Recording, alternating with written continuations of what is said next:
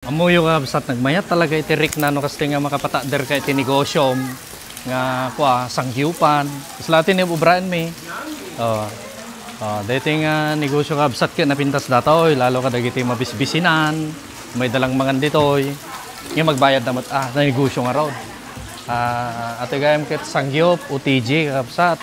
Ate barbaro nga negosyo mi kada ka Blaze, kada ka Bagis, kada ka Turo. Guys. Kumusta natin pa nagluluto mi toy? Very hot. Very hot? Very hot. Huwag kasi talaga tayo mga rugrugi kapsat ng negosyo. Kasi gamin talaga ma'am, ito yung mga rugrugi ito ng negosyo. Siyempre, padasin pa lang, no, patok mo lang dagiti tao. Ay.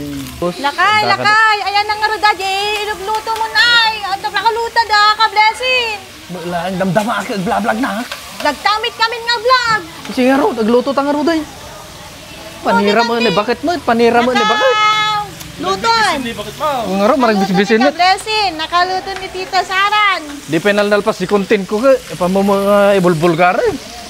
Ayan ang nga paglutuan ta. Dito yun eh, magipakan talatan. Magipaluto talatan.